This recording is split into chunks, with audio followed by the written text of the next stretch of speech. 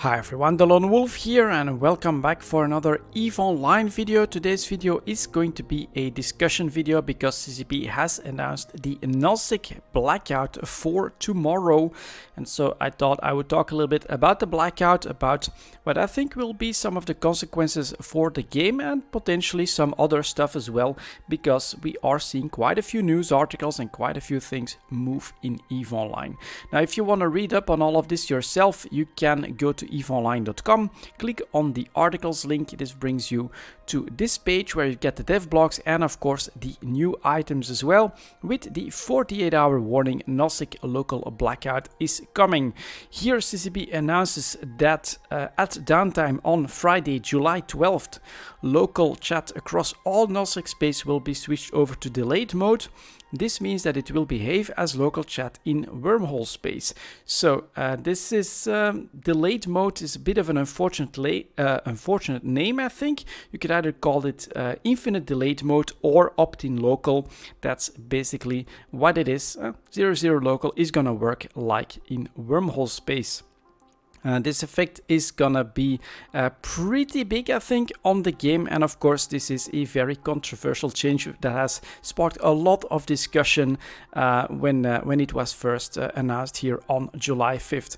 If you want to still post your own comments, definitely do so in the comments thread here. If you want a chance to ask for someone's stuff, that is also probably the right place to go. But yeah, this Nullsec Blackout, let's talk a little bit about it. I'll give you guys my opinion on it, but first of all, there are of course two vocal, I think we can call them minorities, that have really gone either for this change or against this change. And those that are for the change, of course, want to see PvP. They're the hunters.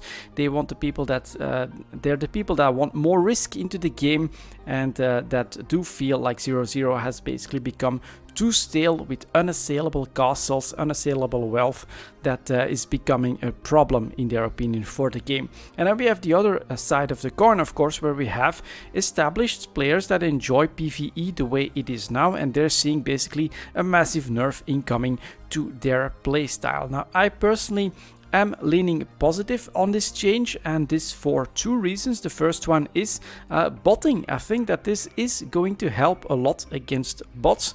Right now, I would say that with the local perfect intel that they have, it is very difficult to actually make bot hunting your profession. It takes multiple accounts, I think, lots of dedication, login traps, the right chips as well, in order to actually catch them on their war back, and all of those things actually require a serious dedication right now if you want to call yourself a bot hunter in EVE Online. I think with the change to local chat in Nullsec, it will become a lot more doable. I actually have prepared a cloaky tech tree ship myself, and I think if you can park yourself in the right system, either through a wormhole or after a couple of downtimes as the bot gets back active, it might be something that will be a lot easier to actually get going. So it's something that I'm contemplating for sure. I want to do something in 0 with the blackout, and it might just be something like that. We'll see what comes of it. But yeah, personally, I think that this is gonna be a pretty big hit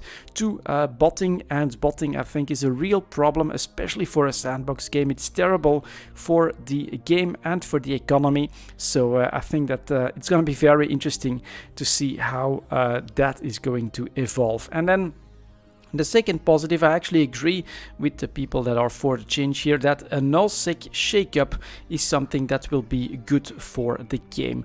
While I don't play Nullsec myself, and some people might say that I should refrain from commenting on that, I think if you read the forums, if you read the subreddit, you do get the feeling that a certain staleness has become a reality in 0, and that some sort of shakeup is needed. Now, CCP has tried lots of things, especially nerfing the Orcal, nerfing the carriers, nerfing the anomalies. You can't keep doing that. You can't keep nerfing the income of 0, and I think that here they are realizing that the real shakeup is needed. Something completely different is needed in order to break the status quo there, and so they're deciding on getting rid of the perfect intelligence that is 0 local I think it's going to be interesting, and I think especially in the medium to longer term, this might actually be very healthy for the game. But I also want to cover the other side of the coin, the people that are complaining about local chats being changed to wormhole chat, and I can actually understand them, especially if you take the perspective of a couple of years back. The last couple of years in development for EVE Online have been all about giving the Nullsec alliances reasons, tools and means to bring more PvE-minded players into Nullsec and into their alliances. The changes to the ores have been very specific in order to make 0-0 less reliant on imports and exports, in order to do their own industry and build their own fleets, and they've really jumped on that with, well, lots of raw mining, lots of mining now happening in Nullsec, and of course in general this has attracted more and more PvE players that are enjoying EVE Online that way in the relative safety of their own alliance, which they have created and which they have worked very hard for. And so in the last couple of years, I really do agree that the design philosophy has been give the players the tools in order to create those castles so they can attract the more risk-averse PvE-minded players into Nullsec. And this is a complete 180 on that philosophy, of course. This is, all right, all the lambs have been gathered, time for the slaughter. Interesting development tactic, of course, and so from that perspective I can understand that some people are very annoyed with the change that CCP has announced here, which also of course highlights the inherent risk that this change has. The inherent potential drawback of it is of course that we have lots of these PvE players that have invested lots of time and effort in order to, well, get in their Orcal, get in their carriers, maybe even make and earn themselves a super carrier, and now they're seeing their playstyle, well, in their perspective probably punished quite a lot, and for quite a few of them this might actually just not be what they signed up for, not be what they're looking for in EVE Online. And while I personally would rather see them in HiSec, since I'm also a Care Bear, come on guys, if you want a Care Bear, HiSec is the place for you. There's no shame in that, and actually mineral prices are going up, so we're making more ISK mining there as well. Great times actually in HiSec, I would say, but I can also understand that if you have made that step into those very best chips, which you then can't use in HiSec anymore, that it will feel like a massive loss and something you're not willing to do. So I can understand two perspectives, and I personally do lean positive. I want to see what's gonna happen to EVE Online with this change that is up and coming.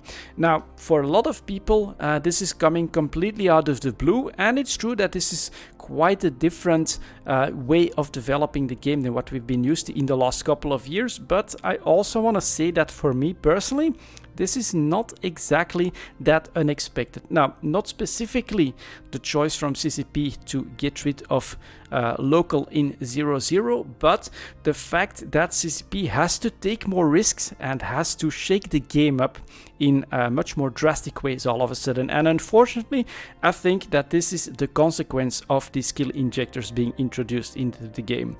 When this was first announced, my greatest fear was that this will cut down substantially on the potential longevity of the game. It is going to become very easy, especially unfortunately for the more established, more wealthy players, to just switch their characters into the optimal meta for the economic game of EVE Online. And that is a real, in my opinion, potential problem for the game. And here we're seeing the first real consequence of that. CCP can no longer just tweak things a little bit here and there. Nope, if they want to make the game more dynamic, if they want some change there, if they want to get rid of that staleness, they have to take risks and they have to decide on some pretty drastic changes for the game. I think if we had been in an EVE Online that did not have the skill injectors, we'd be a couple years out for actually needing this in order to shake up 0-0. And I find this quite unfortunate. Now, it has both advantages and disadvantages. Obviously, it's an interesting mechanic for the newer players that are willing to actually support the game and pay CCP in order to step ahead, to catch up to the more veteran players. But it tends to be the more established and rich players that of course take the full advantage of new mechanics in EVE Online. And so yeah, we are seeing that staleness, I think, as a result of the skill injectors, and thus the need for a change like this also as a result from the skill injectors, unfortunately. Now, surrounding the Nullsec Blackout, there's more stuff as well that's been happening, of course, and so I want to touch on some of those. First of all, you know, this is going to become quite a nerf to the PvE-minded null bears, you could say, and unfortunately they've also been hit by something that I think has missed the mark a little bit. The drifter invasions, I think, have been mostly described as a sort of a tax on your time, your effort, and maybe even the materials needed in order to create that safe place, that very structured castle for yourself in 0-0. And I think CCP should really think about introducing a reward or maybe a roadmap towards being able to really fight back against drifters, maybe earn yourself like a reprieve from their attacks or something like that. But right now, the drifter invasions, I think, are mostly perceived as a tax, as a negative on something you have to slog through in order to live in 0-0. And so from that perspective, I think it's missing the mark a little bit. And then, of course, add on top of that the players that are now hit by the drifter invasions will also be hit by the Nullsec Blackout. It's gonna be very interesting to see how they are going to react to that. I also mentioned that, yeah, this feels very different from the previous development cycles that CCP has kept for the game. So I want to note here that the duration of the blackout is undetermined, and CCP will be monitoring the effect that this has on the cluster. I'm really seeing this as an experiment, something that CCP is going to throw out there, but I feel like they have given themselves different directions to go to depending on how the players react to this change. So first of all, if it turns out that, yeah, this is just too punishing for 0-0, this is not really the right way to go, then they'll probably work on introducing a new structure that will provide a sort of a local intel tool, but of course also needs building, maintenance, fuel, and all of that stuff. I think that that would make sense. But I also think that it would be wrong to keep in mind that CCP is actually doing this, and that CCP Hilmar has also said that he wants to reintroduce real danger into the game, and we might go the exact opposite route if CCP actually decides that, nope, this is great for the game and we want even more of this, then look out for asset safety. I think that one could come into the crosshairs after this as well. So if lots of people have lots of fun in the first couple of weeks here, if we see lots of conflict, lots of fighting, and lots of destruction, I think CCP will consider that to be a pretty massive positive. And then I wouldn't be surprised if some pretty big changes, maybe even similar to what they're doing to local now, think of what asset safety is like in wormhole space, that they'll be introducing that into Nullsec as well. Well, if CCP wants more risk and more destruction and a bigger shakeup in 0-0, that's definitely potentially part of the plan as well. So it's gonna be really interesting. I personally am planning to take a look at Nullsec as well. I'm not sure what I'll be able to manage there without a local, but this is a massive change that is coming to the game, and well, we'll have to see how exactly the sandbox will react to this change itself. Another quick note that I wanted to make, something that I thought was a very interesting suggestion. Of course, the staleness in 0-0 is often blamed on the force projection that the bigger groups can very easily manage with the Sinos. And so a suggestion that I thought there that rang as very interesting to me is something like a mass-based Sino, where for smaller groups and nimble fleets, it's still very much possible to put up a Sino, get in there, do your thing. But if you want to get a couple hundred super capitals on the field, you're gonna need a little bit more logistics there, maybe a couple of extra Sinos, longer duration, things like that would be a very interesting avenue, I think, in order to try and do something about the force projection that, well, is probably one of the reasons as well for some of the staleness in 0-0. It definitely rang as very interesting to me, a mass-based Sino system. Perhaps we can get it on CCP's radar this way as well. And then there's a couple more things that I want to talk about. So I think that this covers the Nullsec Blackout and everything around that very well. I hope to see your comments on that. What do you think the first weekend is going to be like? Do you think that we'll have the bloodiest weekend in 0.0 in a long time with lots of conflict, lots of fights, lots of fun? Or do you think that, well, it'll be a complete snooze fest where we'll have lots of hunters but very few targets for them? So we'll have to see how that works out. I would love to see your comments on all of that. But to finish the video, I also want to cover some of the other news articles that we saw here on the website. For instance, the 64-bit client is going to become default and the 32-bit client is going to be optional. So apparently CCP is very happy with the way things have been going on that front. And me personally, I've opted in right away, of course, and I've been very impressed with how the 64-bit client has performed so far. Surprisingly little problems, basically, from my perspective. And from what I've read in bigger fights in 0.0, people are also noticing quite a bit of a difference in performance. The adoption rate is already up to 40%. That is pretty damn amazing for such a short period, and so CCP is deciding to go all out here, and the 64-bit client will become the default client very soon. I'm not sure exactly when. Definitely read up on the news article if you are potentially impacted by this change. Then also a quick note on the war declarations transition period. So apparently there are still wars that are running from before the expansion where one of the parties might still not have a structure. Apparently the new reset date is going to be August 13th. That's where the final reset will happen, and at that point every war will enter the standard 24-hour period cooldown and will be eligible to be redeclared with a HQ structure. Oh, so that's apparently there are still some wars that are running where the defenders don't have the option of going after an HQ structure, and that's going to change mid-August apparently. Well, love to see that transition. I would honestly also love to see some more numbers. We know that CCP is very much focused on the new player experience, trying to increase retention in the game. I think that this will be very positive for the medium and the long term. So I'd love to see more numbers on the kind of wars that are happening, how many HQs are actually destroyed, do they use mercenaries for that, is there any stories where smaller groups are attacked but then decide, we're gonna hire some mercs, we're gonna strike back, and they actually end up winning.